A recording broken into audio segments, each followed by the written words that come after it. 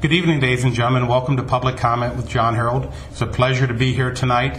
It's a pleasure, as usual, to have with me Chris and Mark DeBose here also. And Chris, will you please introduce our first guest, please? Be glad to. Thank you for tuning in to Public Comment. Tonight is the first in our election series.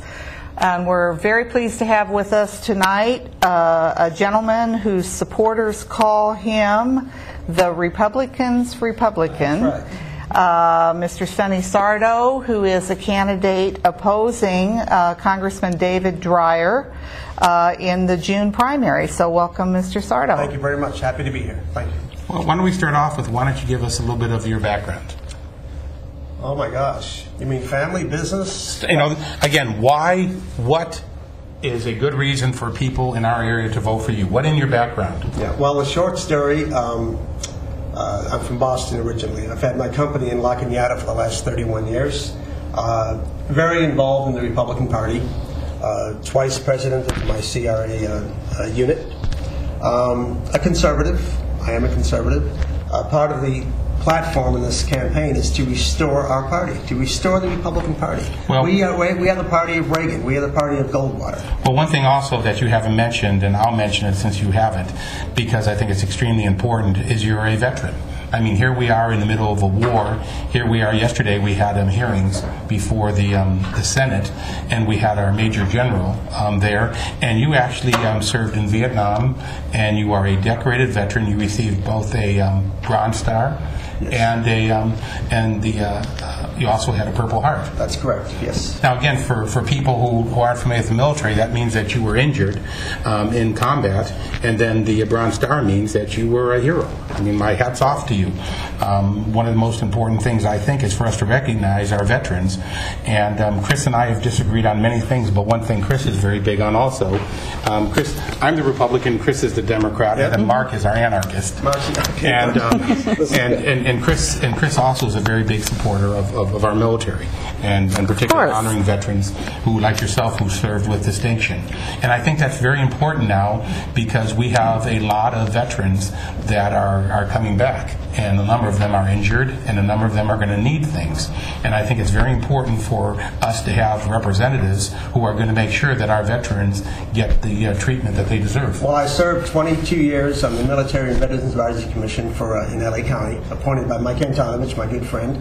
And so, yes, certainly, every consideration must be given to the veterans, most certainly. I feel I'm very strong on supporting vets. And I mean, that's very important to me, because we are in the middle of a budget crisis. Everyone's talking about cutting and cutting everything. I think it's very important that one of the areas we don't cut is for our disabled American veterans. I mean, that's something you can't ask somebody.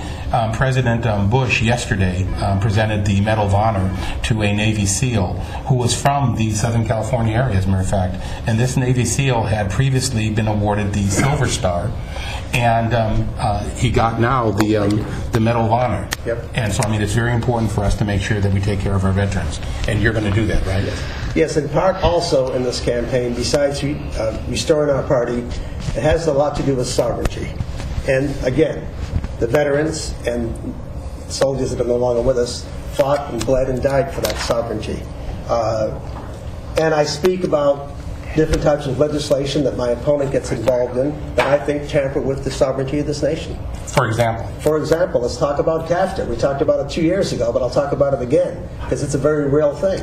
And when David Dreyer talks about the free flow of human capital across the border, to me, this is an affront to our sovereignty in this nation. I believe in immigration. I believe in legal immigration, which is how the country was built.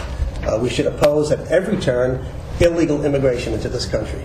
Now, how is the policies that are currently enforced not supported that? What would you change? What would I change? Right. Well, I've said before, we have the national might and not the national will to seal our borders to illegal immigration. And how would you propose doing that? How would I propose doing it? Well, first of all, we have to get Congress online. But whether it takes the military, and when I say the military, I talk about maybe National Guard units doing their training down by the border. Plus, I'll tell you the other thing that it takes, though. It takes President Bush looking into that microphone and saying this country will not tolerate illegal aliens coming to this country. And we need a number of congressmen to jump on board. Now, David Dreyer can talk about sailing the border and building a wall and doing all of this, but at the same time, he'll go out and vote for CAFTA. And I don't hear him boasting to his constituents that this will allow for the free flow of human capital. But that's what he said on the floor of the House when he brought CAFTA to the floor. And I tell you, we've walked to thousands of homes. We'll walk to thousands more before June 3rd.